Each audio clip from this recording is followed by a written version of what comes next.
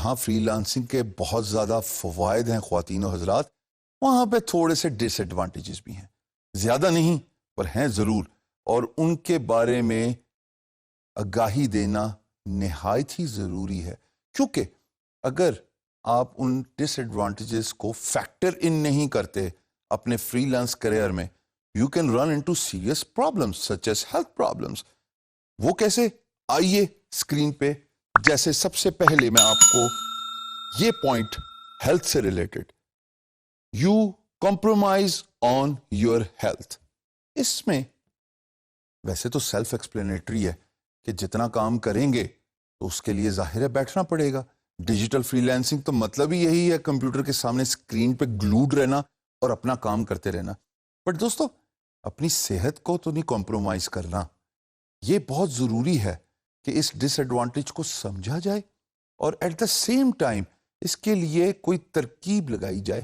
میں ٹپکلی یہ کرتا ہوں کہ ہر 30 منٹ بعد I go for a small walk for 5 or 10 minutes، کیونکہ سب وقت آپ اپنی سیٹ پہ نہیں بیٹھ سکتے، and if you do that I can assure you you will run into serious health problems. I know a friend who had a backbone stress fracture just because he was sitting all the time on his seat.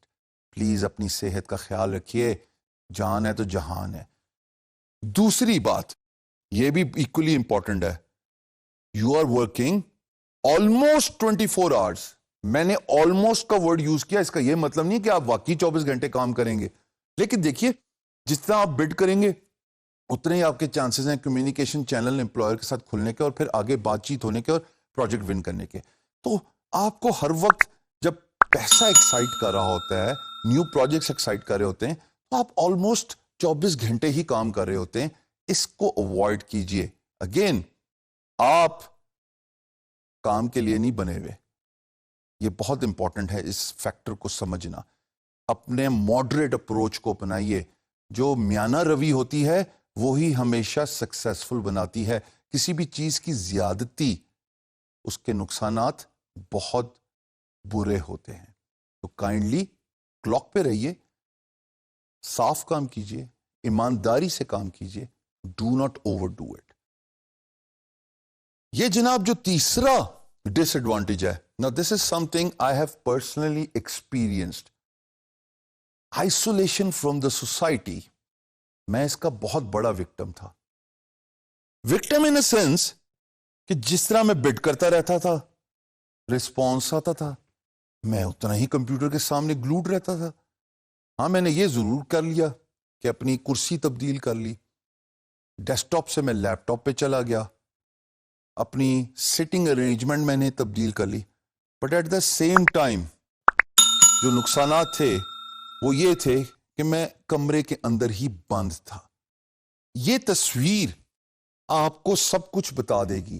یہاں پہ لوگ social منگل کر رہے ہیں، net working کر رہے ہیں، آپ اپنے کمرے میں بیٹھے کام کر رہے ہیں، آپ کو نہیں معلوم پولیٹیکل سین میں کیا ہو رہا ہے، اکنامیکل سین میں کیا ہو رہا ہے، نیٹ ورکنگ ایونٹس میں لوگ کیا حاصل کرتے ہیں۔ آپ کی فیملی آپ سے ملنے کے لیے بےتاب ہے، لیکن آپ صرف یہی کہہ رہے ہیں کہ بھائی مجھے بہت کام ہے، ابھی ڈسٹرب نہ کیجیے۔ آپ کی فیملی، آپ کے دوست اور آپ کا سوشل سرکل، یقین جانیے اتنا امپورٹنٹ ہے کہ اس کی امپورٹنس آپ کو اس وقت اندازہ ہوگا جب آپ سیچوریشن پوائنٹ پہ آ جائیں گے with regards to your business, with regards to the health. اور health is wealth, right? تو آپ سوشل نیٹ ورکنگ سے، فیملی ٹائم سے کٹ ہو جاتے ہیں when you are working almost 24/7۔ چوتھی بات خواتین و حضرات، disadvantage, and disadvantage to the sense کہ آپ کی طبیعت اور مزاج میں تھوڑا سا چڑچڑا پن آ جاتا ہے، اور اس کی میں سائنٹیفک ریزن بتاتا ہوں۔ اس بلاگ لنک میں اگر آپ دیکھیں تو بے تحاشا رائٹر نے پوائنٹس پن ڈاؤن کیے ہوئے ہیں جس میں یہ بتا رہے ہیں کہ جناب ریموٹ ورکنگ کی وجہ سے آپ کے مزاج میں چڑچڑا پن آتا ہے، بیکاز آپ نیچر سے دور ہیں، آپ سورج نہیں دیکھ رہے, سن لائٹ نہیں لے رہے, آپ بارش اور موسم نہیں انجوائے کر رہے, آپ آؤٹ ڈور ایکٹیویٹیز میں انڈلج نہیں ہو رہے, آپ فزیکل ایکسرسائز نہیں کر رہے, which is very very important for your health, for your metabolism, for your cardio.